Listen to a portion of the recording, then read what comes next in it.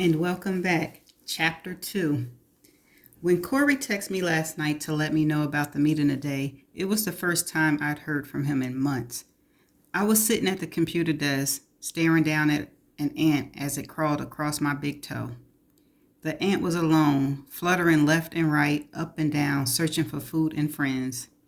He seemed confused by his solitude, or maybe he was excited for his newfound freedom. I couldn't help but wonder why he was alone. Ants usually travel with an army. The fact that I was curious about the ant's current situation was a clear sign I needed to leave my apartment.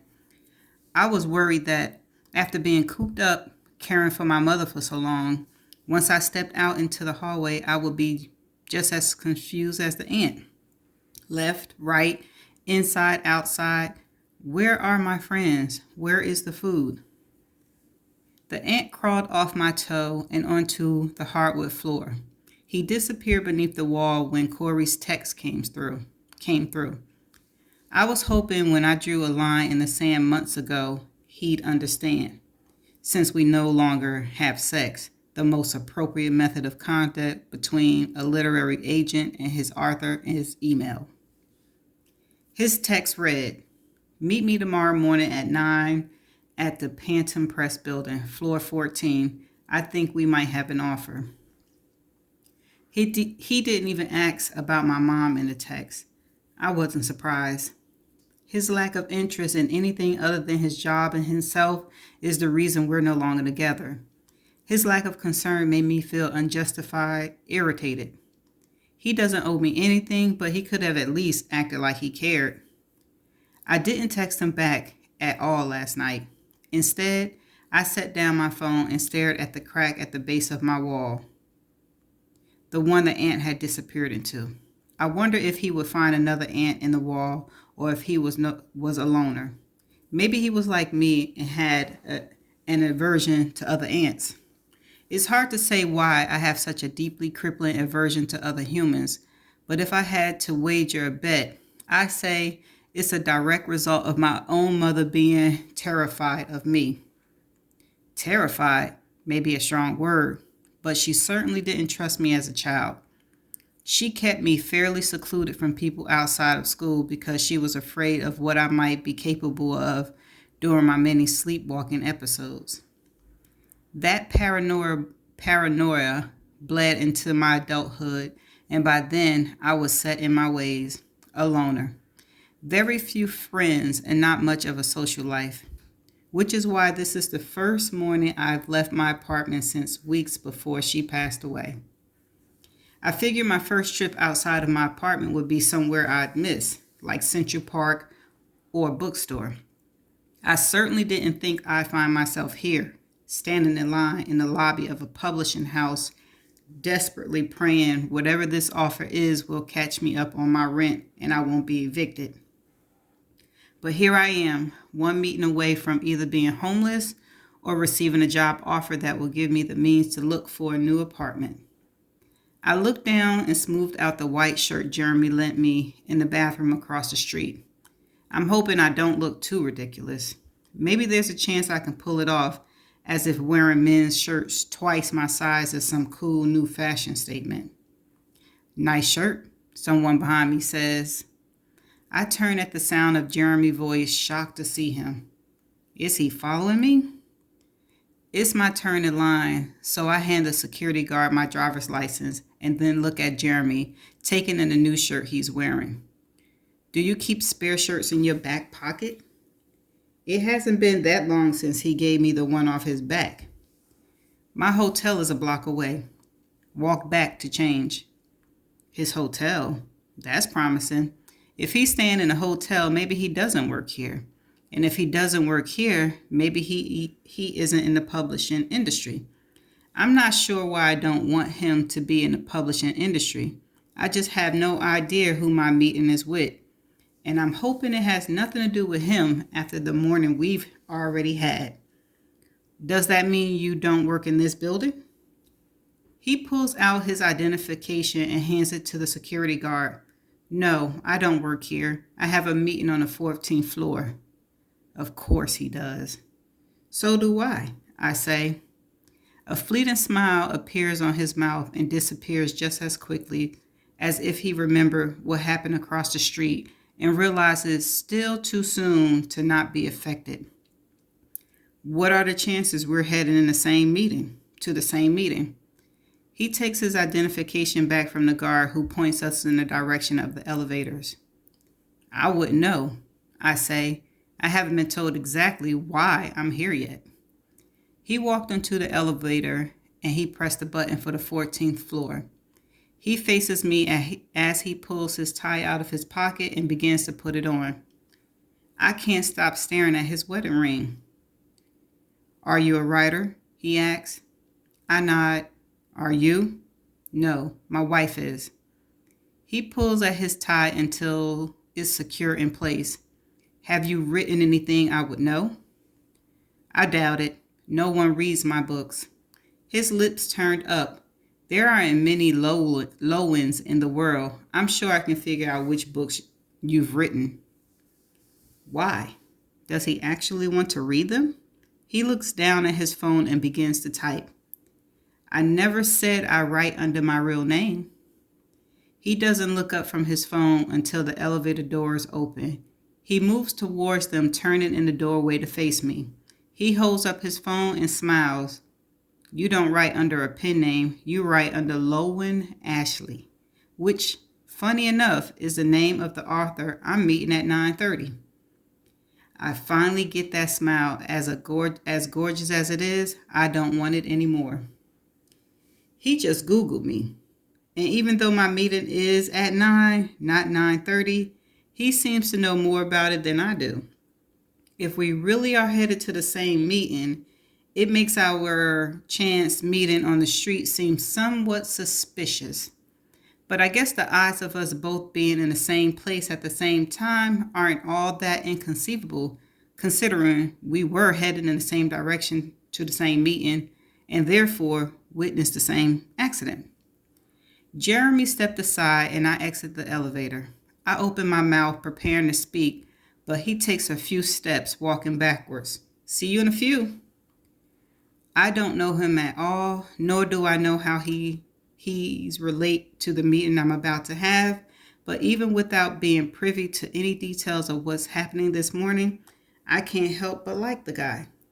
The man literally gave me the shirt off his back, so I doubt he has a vindictive nature. I smile before he rounds the corner. All right, see you in a few. He returns the smile. All right. I watched him until he makes a left and disappears. As soon as I'm out of his line of sight, I'm able to relax a little. This morning has just been a lot. Between the accident I witnessed and being in closed spaces with that confusing man, I'm feeling so strange. I press my palms against the wall and lean into it. What the hell? You're on time, Corey says. His voice startles me. I spin around and he's walking up to me from the opposite hallway. He leans in and kisses me on the cheek. I stiffen. You're never on time. I would have been here sooner, but I shut up. I don't explain what prevented me from being early. He seems disinterested as he heads in the same direction as Jeremy. The actual meeting isn't until 9:30, but I figured you'd be late, so I told you 9. I paused, staring at the back of his head. What the hell, Corey? If he told me 9:30 rather than 9, I wouldn't have witnessed the accident instead of across the street. I wouldn't have been subjected to a stranger's blood. You coming? Corey asks, paused to look back at me. I bury my irritation. I'm used to doing that when it comes to him. We make it to the empty conference room. Corey closes the door behind us and I take a seat at the conference table.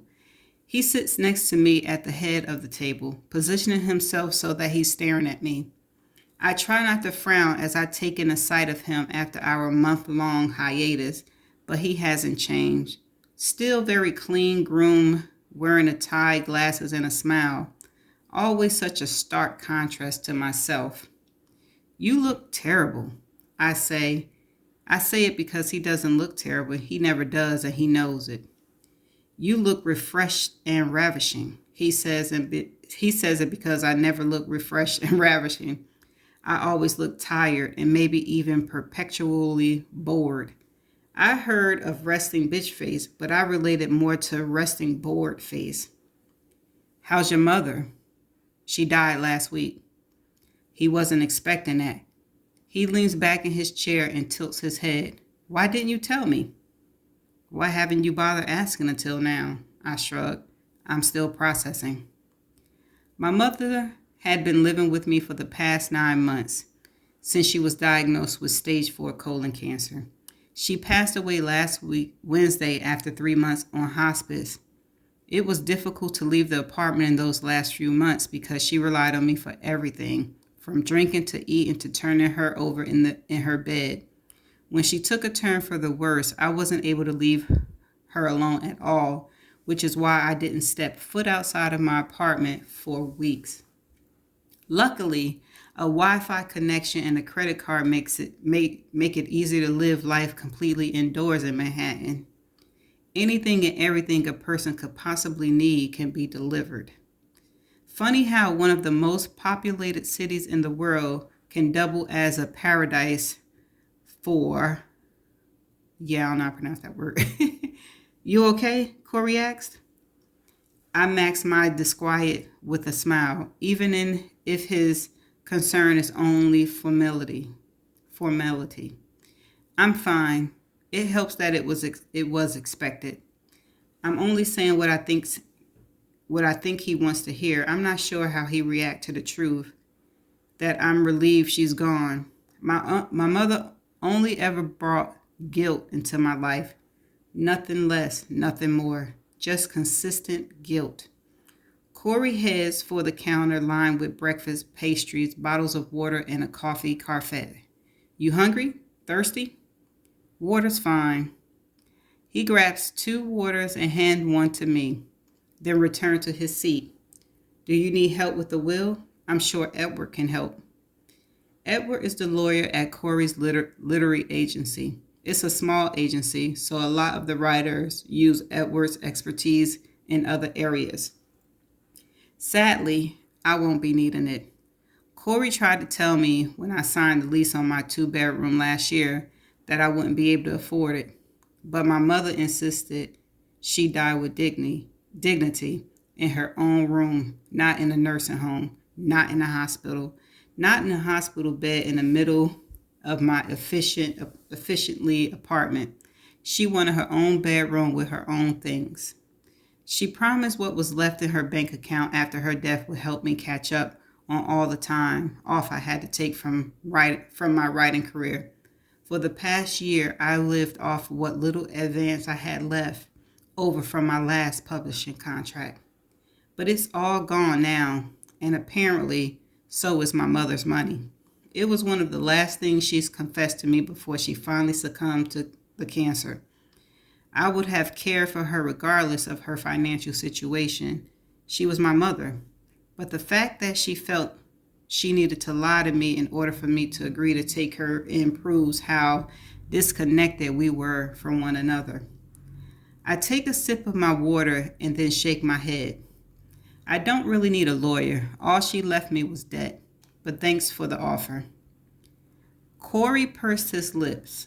He knows my financial situation because, as my literary agent, he's the one who sends my royalty checks, which is why he's looking at me with pity now. You have a foreign royalty check coming soon, he says, as if I'm not aware of every penny coming in my direction for the next 6 months, as if I haven't already spent it.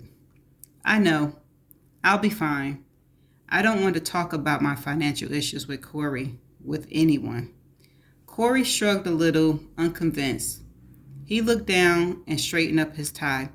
Hopefully this offer will be good for both of us, he says. I'm relieved the subject is changing.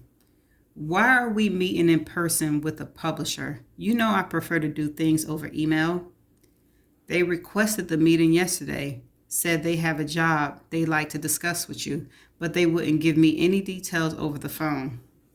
I thought you were working on getting another contract with my last publisher. Your books do okay, but not well enough to secure another contract without sacrificing some of your time. You have to agree to engage in social media, go on tour, build a fan base. Your sales alone aren't cutting it in the current market. I was afraid of this. A contract renewal with my current publisher was all the financial hope I had left. The royalty checks from my previous book have dwindled along with my book sales. I've done very little writing this past year because of my commitment to my mother, so I have nothing to sell to a publisher. I have no idea what Panton will offer or if it's even something you'll be interested in, Corey says. We have to sign a non-disclosure agreement before they'll give us more details. The secrecy has me curious, though. I'm trying not to get my hopes up, but there are a lot of possibilities, and I have a good feeling we need this. He says we because whatever the offer is, he gets 15% if I accept. It's the agent-client standard. What isn't the agent-client standard would be the 6 months we spent in a relationship and the 2 years of sex that followed our breakup. Our sexual relationship only lasted as long as it did because he wasn't serious about anyone else and neither was I. It was convenient until it wasn't. But the reason our actual relationship was so short-lived is because he was in love with another woman.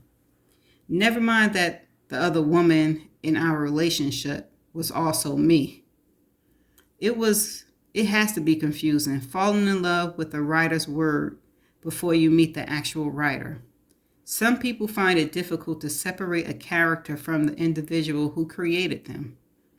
Corey, surprisingly, is one of those people. Despite being a literary agent, he met and fell in love with the female protagonist of my first novel, Open Ended, before he ever spoke to me. He assumed my character's personality was a close reflection of my own, when in fact, I couldn't be more opposite from her. Corey was the only agent to respond to my query, and even that response took months to receive. His email was only a few sentences long, but enough to breathe life back into my dying hope. I read your manuscript, Open Ended, in a matter of hours. I believe in this book. If you're still looking for an agent, give me a call. His email came on a Thursday morning. We were having an in-depth phone conversation about my manuscript 2 hours later. By Friday afternoon, we had met for college, coffee, and signed a contract. By Saturday night, we had fucked 3 times. I'm sure our relationship broke a code of ethics somewhere, but I'm not sure that contributed to how short-lived it was. As soon as Corey figured out that I wasn't the person my character was based on, he realized we weren't compatible. I wasn't heroic. I wasn't simple. I was difficult, an emotional, challenging puzzle he wasn't up for solving. Which was fine. I wasn't in the mood to be solved. As difficult as it was being in a relationship with him, it is surprisingly easy being his client. It's why I chose not to switch agencies after our breakup, because he's been loyal and unbiased when it comes to my career. You look a little frazzled, Corey says, breaking me out of my thoughts. Are you nervous? I nod, hoping he'll accept my behavior as nerves because I don't want to explain why I'm frazzled. It's been 2 hours since I left my apartment this morning, but it feels like more has happened in that 2 hours than in the entire rest of this year. I look down at my hands, my arms, searching for traces of blood. It's no longer there, but I can still feel it, smell it. My hands haven't stopped shaking, so I kept hiding them under the table. Now that I'm here, I realize I probably shouldn't have come. I can't pass up a potential contract, though. It's not like offers are pouring in, and if I don't secure something soon, I'll have to get a day job. If I get a day job, it'll barely leave me time to write. But at least I'll be able to pay my bills. Corey pulled a handkerchief out of his pocket and wiped sweat from his forehead. He only sweats when he's nervous.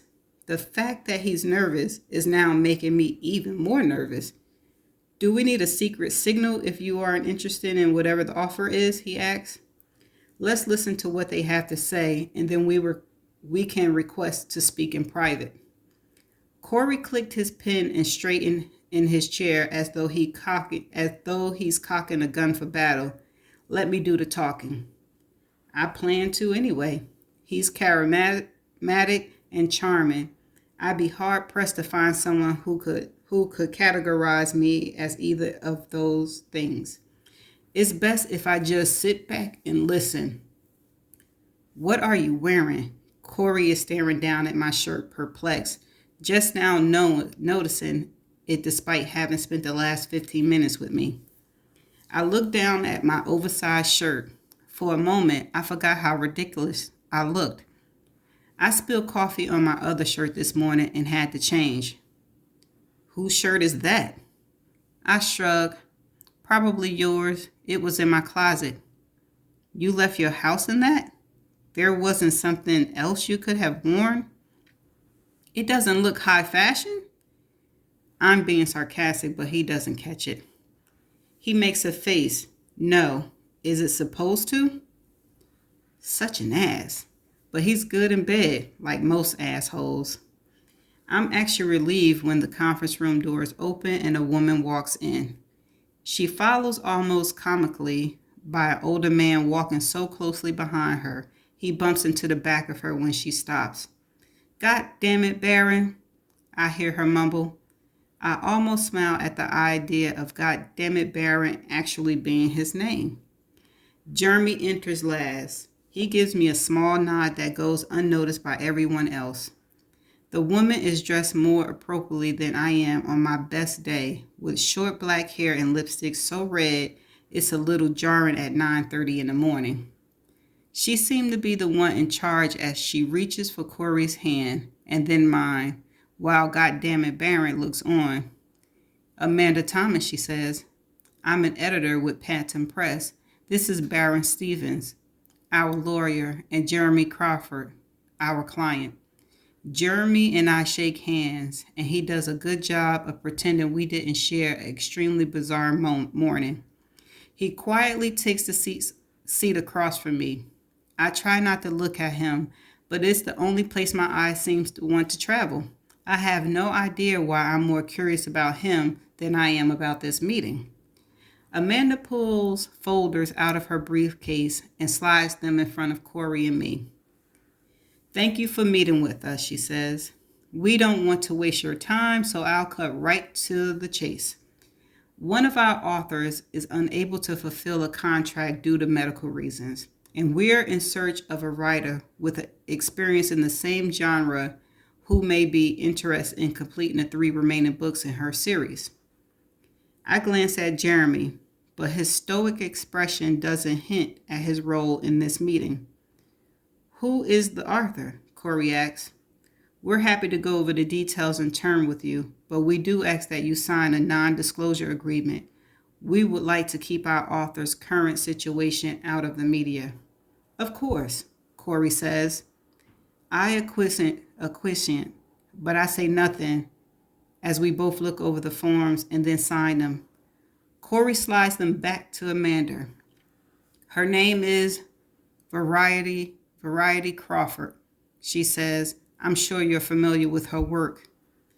Corey stiffens as soon as they mention Variety's name. Of course we're familiar with her work. Everyone is. I hazard a glance in Jeremy's direction. Is Variety his wife? They share the same last name.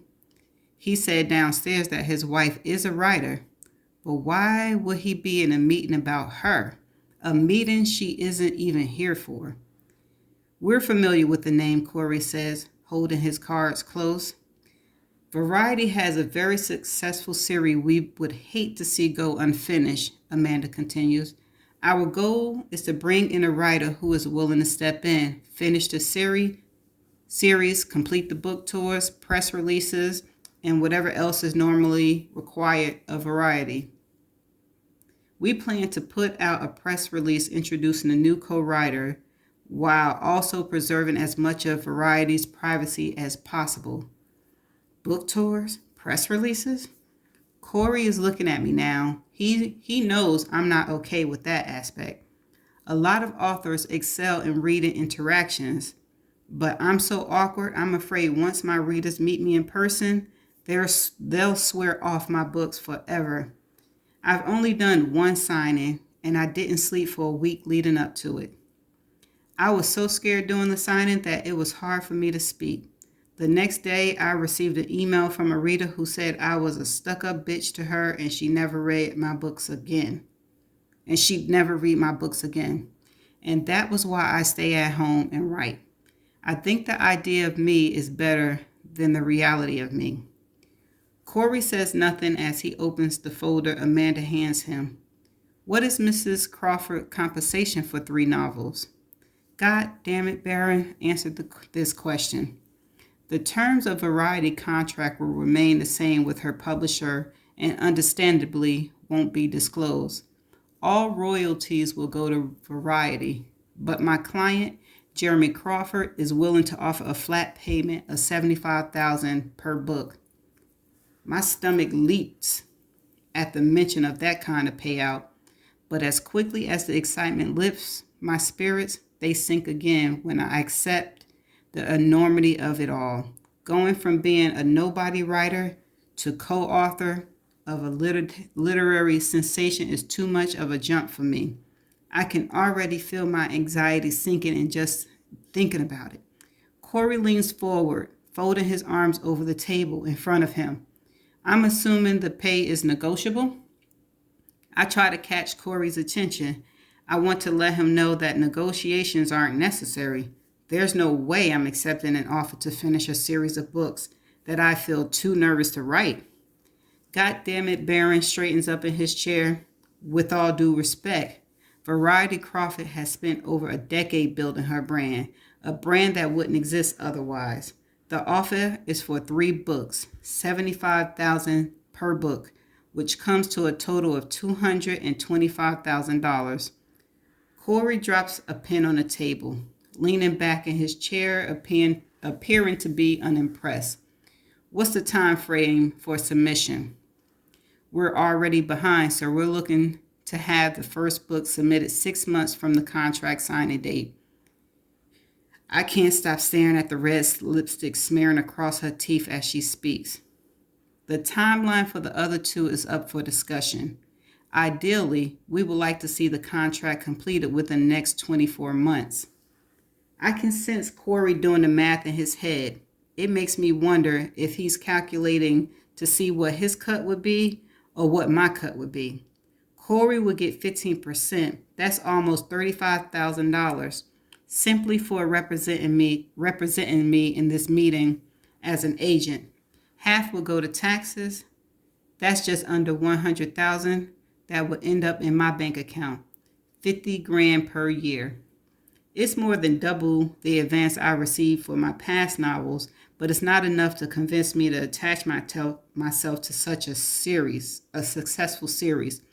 The conversation moves back and forth pointlessly since I already know I'll be declining. When Amanda pulls out the official contract, I clear my throat and speak up. I appreciate the offer, I say.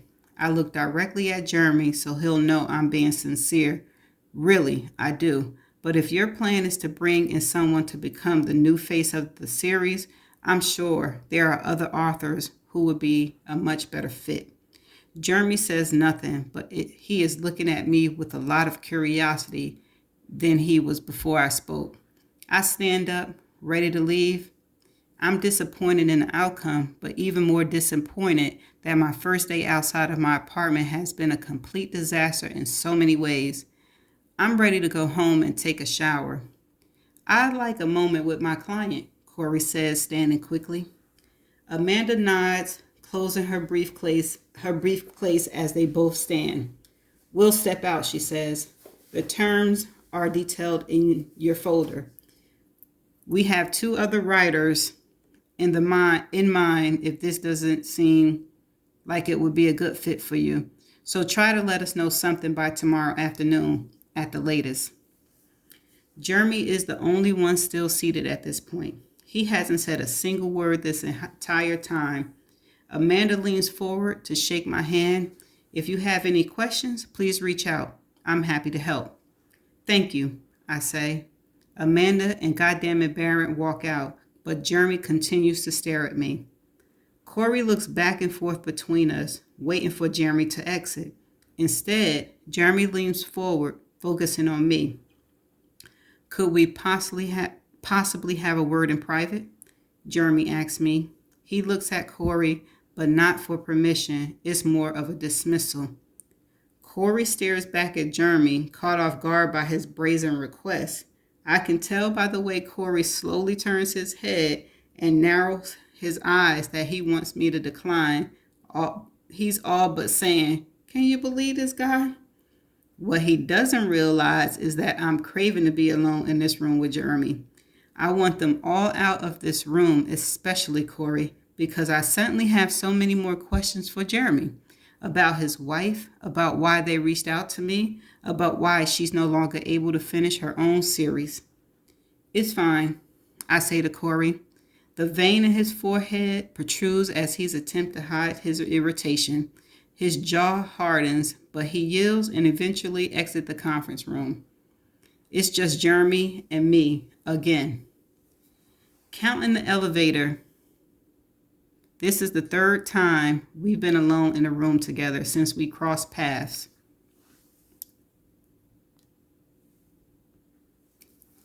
But this is the first time I felt this much nervous energy. I'm sure it's all mine. Jeremy somehow looks as calm as he did while he was helping me clean pieces of a pedestrian off myself less than an hour ago. Jeremy leans back in his chair, dragging his hands down his face. Jesus, he mutters. Are meetings with publishers always this stiff? I laugh quietly. I wouldn't know. I usually do these things over email. I can see why. He stands and grabs a bottle of water.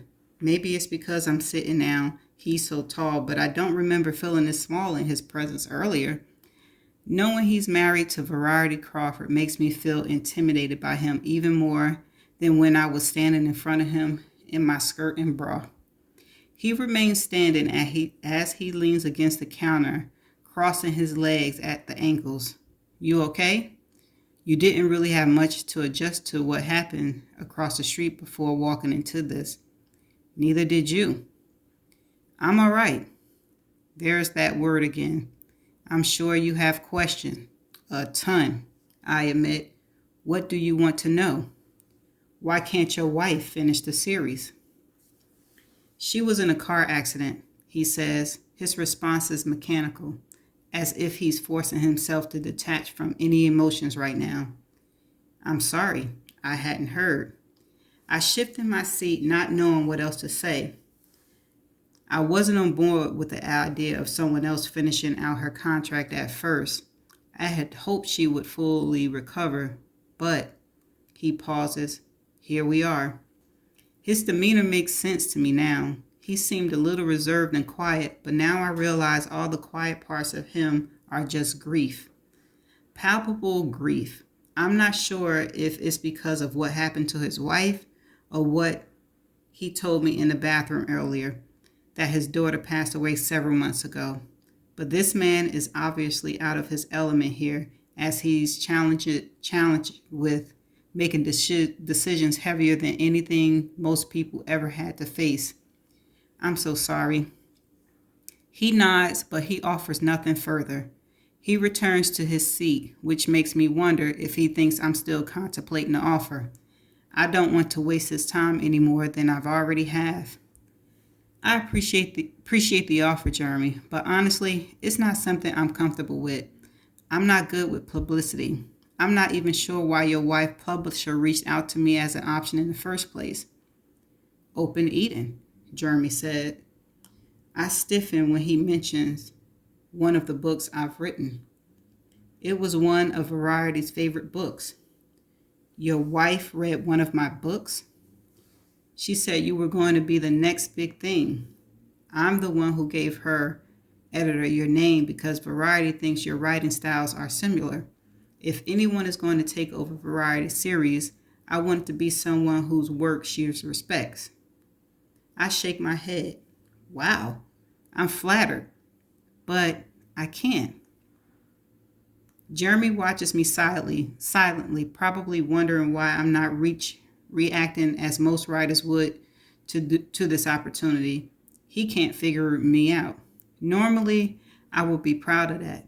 I don't like being easily read, but it feels wrong in this situation. I feel like I should be more transparent, simply because he showed me courtesy this morning. I wouldn't even know where to start, though. Jeremy leans forward, his eyes swimming with curiosity. He stares at me a moment, then taps his fist on the table as he stands. I assume the meeting is over and start to stand as well, but Jeremy doesn't walk toward the door. He walks towards a wall lined with frame awards.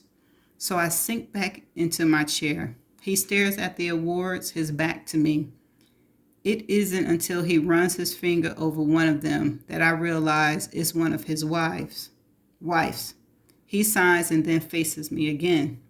Have you ever heard of people referred to as chronic? He asks. I shake my head. I think Variety might have made up the term after our daughter died. She said we were chronics, prone to chronic tragedy. One terrible thing after another. I stare at him a moment, allowing his words to percolate. He said he lost a daughter earlier, but he's using the term in plural form. Daughters? He inhales a breath, release it with the feet. Yeah, twins. We lost Chastine 6 months before Harper passed. He isn't detaching himself from his emotions as well as he was earlier. He runs a hand down his face and then returns to his chair. Some families are lucky enough to never experience a single tragedy, but then there are those families that seem to have tragedies waiting on the back burner. What can go wrong goes wrong and then gets worse. I don't know why he's telling me this, but I don't question it. I like hearing him speak, even if the words coming out of his mouth are dismal. He's twirling his water bottle in a circle on the table, staring down at it though. I'm getting the impression he didn't request to be alone with me to change my mind. He just wanted to be alone. Maybe he couldn't stand another second of discussing his wife in that manner, and he wanted them all to leave. I find that comforting. That being alone with me in the room still feels like being alone to him. Or maybe he always feels alone, like our old next door neighbor who, from what it sounds like, was definitely a chronic. I grew up in Richmond, I say. Our next door neighbor lost all 3 members of his family in less than 2 years. His son died in combat. His wife died 6 months later of cancer. Then his daughter died in a car wreck. Jeremy stopped moving the water bottle and slides it a few inches away from him. Where's the man now? I stiffened. I wasn't expecting that question. The truth is, the man couldn't take losing everyone that meant anything to him. He killed himself a few months after his daughter died. But to say that out loud to Jeremy, who was still grieving the death of his own daughters would be cruel. He still lives in the same town. He remarried a few years later, has a few stepkids and grandchildren. There's something in Jeremy's expression that makes me think he knows I'm lying, but he seems appreciative that I did.